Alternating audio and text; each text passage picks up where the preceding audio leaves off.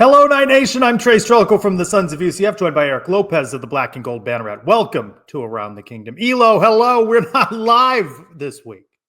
No, we're not, Trace, but coming up on the fastest UCF show around, we're a week away from Christmas, and a Grinch is coming to UCF, but it's a good thing? We'll explain if that's good or not. Plus, what are some of the top moments and games of the year and stories at UCF 2024? That and much more coming up here on Around the Kingdom. Before we get going with all of that, let us welcome in the third member of our team. He is Adam Eaton from the Sons of UCF, keeps an eye on the clock, keeps us on our toes. Adam, hello. Gentlemen, great to be back for another week. I do have bad news, though. We are actually technically live. So just so you know, this isn't AI. This is actually us, just so we're on the same page. Point taken. All right, Elo. First impressions. Is the honeymoon period still going on for Scott Frost? We're going to talk about some coordinator hires, but how do you judge the first week or so of the second Scott Frost era? Very low key, right? Very low key. And, we've had some player departures, but I think most of those were expected regardless of who the coach is. So I don't know what people were expecting the first week. Maybe quicker decisions on hires, but I think Scott even mentioned, Trace, at his press conference, he was going to take his time and make sure to get the right people in. So maybe we shouldn't be surprised that some of these hires have taken a little while. I think Night Nation is anxious to get going, but there's a lot of things that Scott Frost has to do, right? He has to fill out his staff. He's dealing with the portal, losing guys. He has clawed some guys back, though, lured them back in on the team. I know you've been kind of skeptical that losing anybody was that detrimental on a 4-8 team. I still think there are some guys that you would rather have as you make that transition from the Malzahn era to the Frost era. I think the biggest loss is Lee Hunter up front. Had a heck of a year. Reportedly, he's going to Texas Tech for a lot of this, okay? Which, quite frankly, Trace, UCF doesn't have a lot of this, so maybe we shouldn't be surprised that guys are getting plucked or moving on. And I think that's important to mention. I don't believe a majority of these players leaving is necessarily because of the coaching change. It's just because they're looking for greener pastures elsewhere. Literally. Yeah. With Texas Tech, as you well know as well as anybody, Texas Tech's got a lot of money to spend. I mean, you donate over there. So Hunter's a big loss. I will say that. Everybody else, though, really, are we really going to lose sleep over Xavier Townsend's of the world? I mean, I don't think so. I think this is a massive rebuild, and maybe people haven't come to grips with that yet, but they should, because it is a rebuilding process. Yeah, I don't think people have come to grips with that, and I think Scott's just going to need time. He's making hires. It's just not as quickly as everybody wants. Elo. Well, he's made a hire as of Tuesday. Tuesday. The Grinch is in Orlando joining the Frost. By the way, what a more holiday staff than Frost and Grinch on a staff. It's perfect, beautiful. Yes.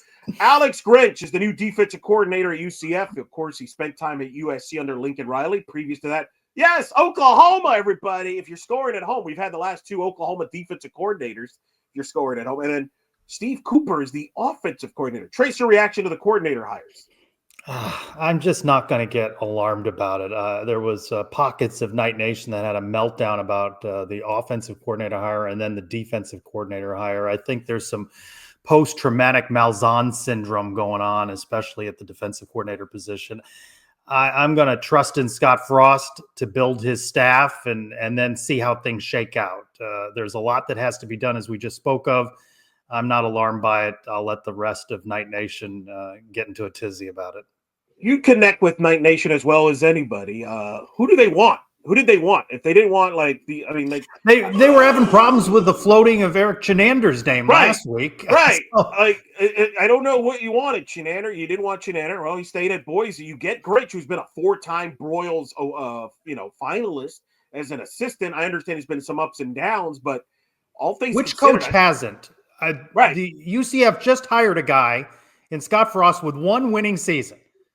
Okay, so I mean, what standards? Well, the Cooper hire again. Cooper was a guy that Frost knows very well, and this is Scott Frost's offense. So I wasn't expecting a big name offensive guy to come here. That only happens if you're not going to call plays, and Scott's clearly going to call plays. But time will tell. Well, better received. Sean Beckton being kept on staff. Of course, he's worked with Scott Frost before, not only at UCF, but at Nebraska, the UCF Athletics Hall of Famer. And of course, Mackenzie Milton getting that jump from offensive analyst to Tennessee, where he's going to moonlight as long as Tennessee is in the playoffs. These have been well received, Elo. Which one do you think is the bigger hire here? I personally think it's Beckton. Beckton's been here a long time. He has proven as an assistant coach. He has developed players to the next level at multiple positions. When he's been a receiver coach, when he's been a defensive back coach, even when he was a tight end coach. Remember, he coached Jordan Akins. So he's a proven commodity, and I think he helps Scott a lot more. Nothing against KZ. We just don't know if KZ is a good coach or not. He doesn't have a ton of experience officially, what he can do. So I would go with Beckton. Yeah, I think in Becton, you get that seasoned vet. And again, this is a guy, an athletics Hall of Famer. He has played at UCF, excelled at UCF, in the record books at UCF. And of course, through multiple administrations, has coached and just a very accessible guy to the fan base.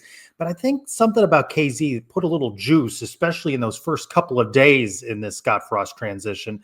I think that it's interesting to see what he could do. You know what he did in tutoring, Daryl Mack and as well Dylan Gabriel. So I think the possibility, the upside to KZ is what excites fans. Is he going to be our third string quarterback? Because we don't have a lot of quarterbacks in the room right now. So you got two. So we'll see. We'll see. I think Beckton, who, by the way, I don't know if you know this, Trace. I like to write a lot of stuff. A couple of years, I did on Black and Gold Banner. I had the greatest assistant coaches of all time. You know who's my number one? Was it Sean Beckton? I don't remember this. Sean Beckton. Yeah. Sean Beckton, the most versatile coach I can remember as an assistant at UCF. And I think that helps during this transition there from that standpoint. But KZ, you're right. Bring some buzz. We'll see what quarterback he gets to work with. I don't think that's to be determined. We know Dylan is still on the roster. We know about Jakari, but I think more was obviously going to come. Of course, KZ is one of the bigger stories of 2024 at UCF, as is the return of Scott Frost. Trace, is that the biggest story in UCF in 2024? What are some other ones that are right there with it?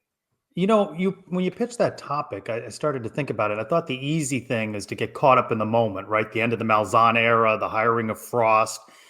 But I think it's the implosion of KJ Jefferson really set forth in motion both of these storylines, that if they get QB1 right, and it was the season that people thought it would be, 8-4, 9-3, maybe something more special than that. I wonder what of all these moves happen at all. So KJ Jefferson being the big bust free agent acquisition, I think is the top story because it set forth in motion a lot of other changes.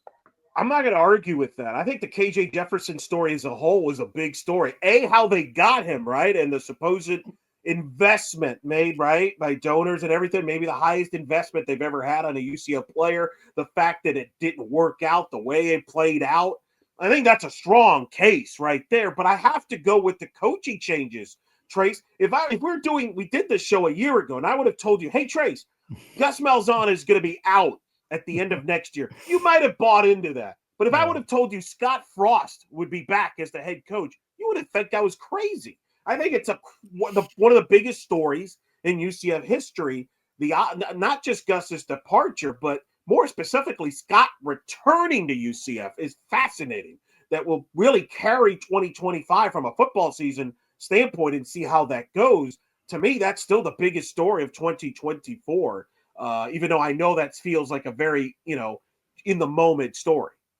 Yeah, I mean, I don't argue the importance of it, but you can see my logic that maybe we never get to this day if KJ Jefferson performs better. Sure. Okay. All right. Biggest non-football story of the year. I'm going to go first here. See if you agree. Baseball, not only making it back to the regionals, but making a regional final in Rich Wallace's first year, I thought was significant.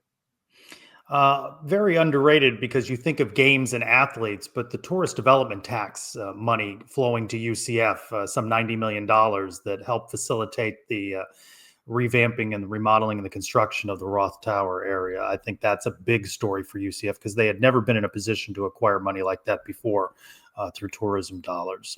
Elo, we're talking about big stories. What about big games? It's hard to find them in football. There, a lot of losses there. I'm going to go back to the hardwood and go back to the Kansas game, home opener, Yeah. first Big 12 basketball game, upsetting Kansas, storming the court. I really think, Trace, that set the tone for interest in the UCF basketball program that we would see the rest of the year, and I would argue has carried over into this season with season tickets going being sold out and people just being invested. I think if they lose that game to Kansas by 10 or more points, man, who knows what the basketball program would look like. I'm not sure they would have had the year they did in the Big 12 without that win with Kansas. To me, that's the game of the year. Yeah, I mean, historic game, right? You're going to come out at some point with more lists. That game is of epic proportions in the UCF landscape across all sports. Think a couple weeks earlier, right, or whatever that time frame was, they went on the road at Kansas State, and really they kind of, you thought, this is the UCF I know. They're going to stub their toe on the road. So to get that win over that blue blood program, I mean, you don't have many choices to choose from in football, right? But it was exciting in the moment when they rallied to win at TCU and remain undefeated, and the sky was the limit, right? There were all sorts of possibilities in the season. Who knew that things would come crashing down and UCF would only win one game the remainder of the season? But that game was exciting for that second half comeback. As far as the positivity of the year, you're right about that. But I would argue maybe the biggest game of the year for UCF football, as it turns out, it also could qualify as a story, was the Colorado game. Big noon kickoff on campus. That was a big story. And then just getting run off the field by Colorado. And it turns out heir apparent future Heisman Trophy winner Travis Hunter. That would turn out to be the beginning of the end of the Gus Malzahn era, the beginning of the rise of the Deion Sanders prime era. And more importantly, you paying off your nephew this holiday week coming up, a lot of debt. A lot of debt. Thank you for that reminder, Elo. I'm going to get an earful of that while out in Colorado. All right, time to bring back in Adam and our silly game. It is silly game time, but it's also game time in general, gentlemen. Friday, December 20th, this very week, the Cure Bowl goes off at Camping World Stadium. It's 12 noon kickoff. You have the Ohio Bobcats featuring Park Navarro, former UCF quarterback, and Jacksonville State, now without a head coach, as Rich Rodriguez went to West Virginia. But that does not mean it won't be a great matchup. The Suns will be there covering. You'll find Andrew Trylko and our good friends out there covering that matchup. But again, December 20th, 12 p.m. Get your tickets now. The matchup is obviously on the field, but off the field, Orlando versus Cancer, and you want to be on the winning team. Go to curebowl.com right now. Still plenty of seats available. Enjoy the afternoon. Enjoy some football on a holiday weekend, and say hi to our friends at the Cure Bowl. If you see them, tell them the Sons of UCF sent you. All right, guys. A couple of easy questions, and I got a fun game for you this week. None of your questions are ever easy. This is actually pretty easy, I think. This is a hot take I provided to one Clay Pasco on one of the various live programs that were on the Suns YouTube channel these past couple of weeks. Elo, I'll start with you. Agree or disagree with this? UCF going 4-8 this past season is the best thing that could have happened. Agree or disagree? It depends how the Scott Frost era turns out. I know that's, if it turns out great, absolutely. Obviously it did because it caused the change. But we don't know that yet. This is not like 2015 where going winless actually turned out to be the best thing, because not only you had a coaching change, but an AD change, which brought in Danny White and changed a lot of things. Still to be determined here. So I'm going to say no, not yet. Not yet anyway. I don't know. Yeah, not yet. And Elo, you mentioned 2015. 2015 didn't feel good.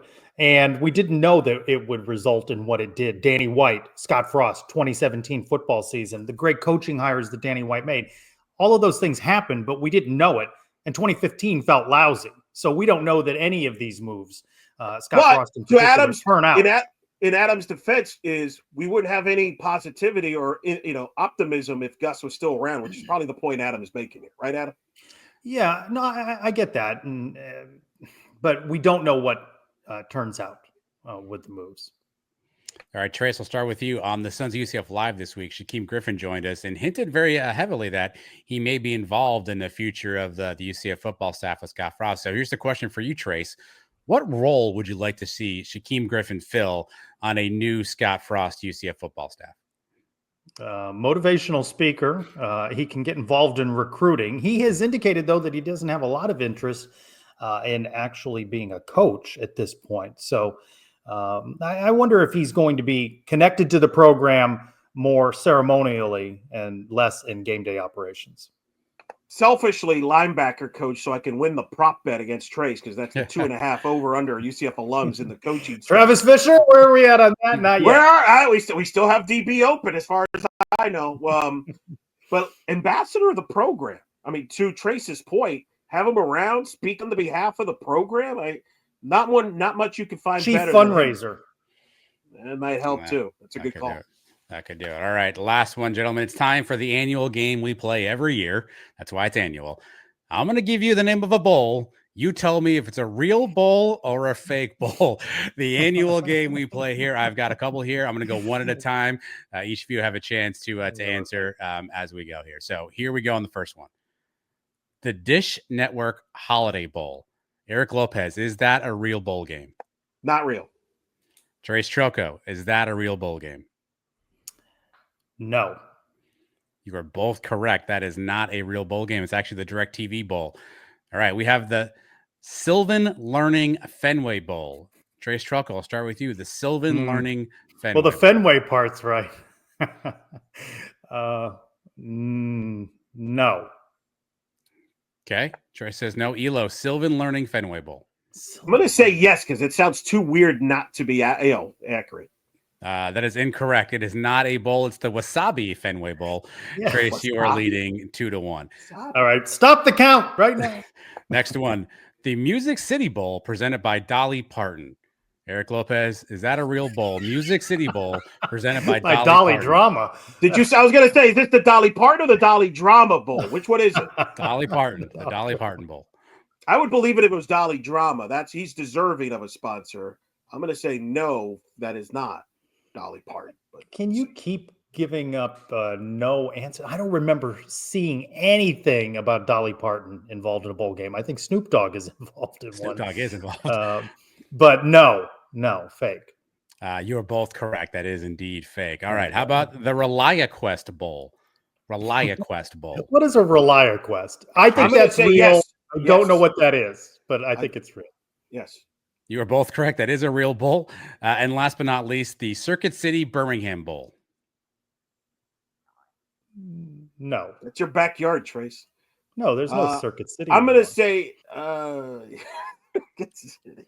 I'm just going to say yes. There's the only chance I have to tie him. So let's just go for the Hail Mary.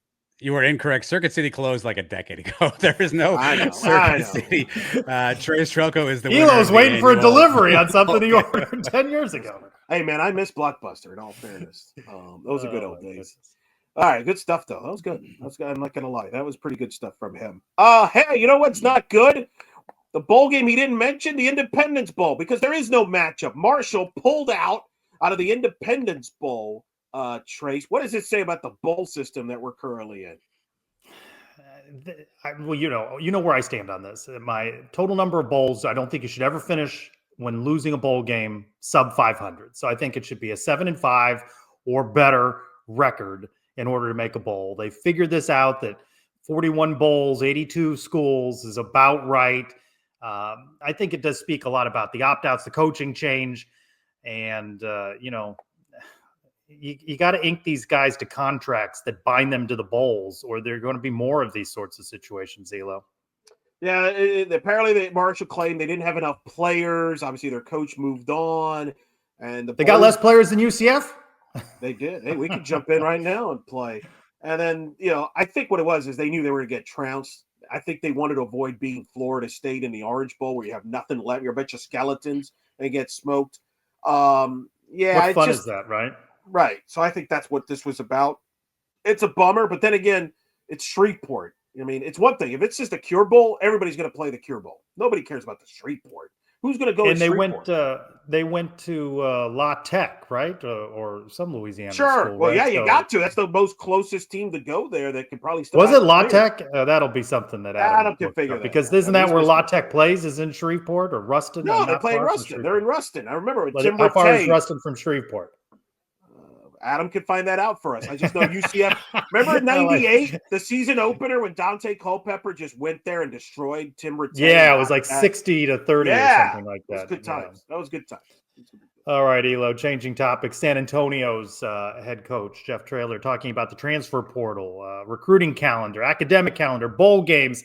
His quote is, "This is not the kids' fault.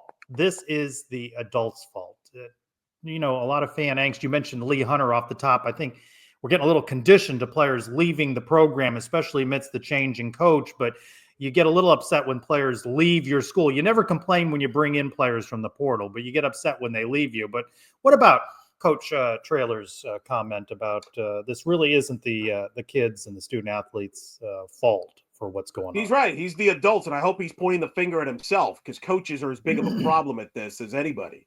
Because here's the thing. I keep hearing, why is the portal open when the season's not over yet? Well, you know why? Because there's this thing called a calendar year in academics. For these players, the reason they're departing early is because they've got to enroll a certain time before classes start in the spring. Otherwise, you're out of luck.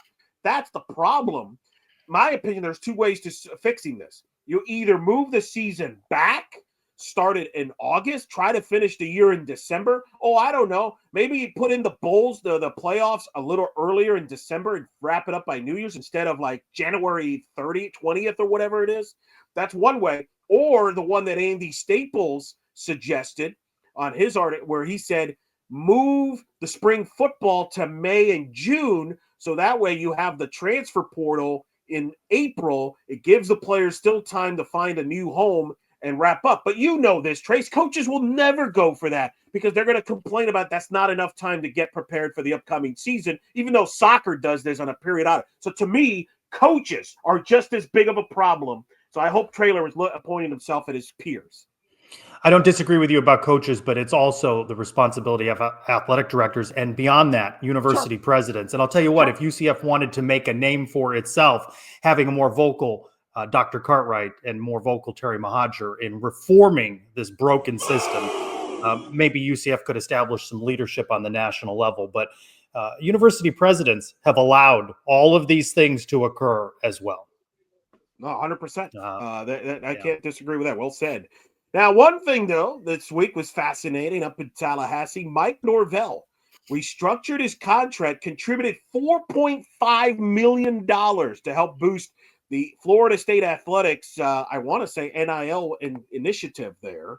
They're starting a new thing, something about, I don't remember what it's called. It's Florida State. But your reaction to this, Trace, I was surprised at some of the skepticism. I applauded this. Mike Norvell had a terrible year, 2-10.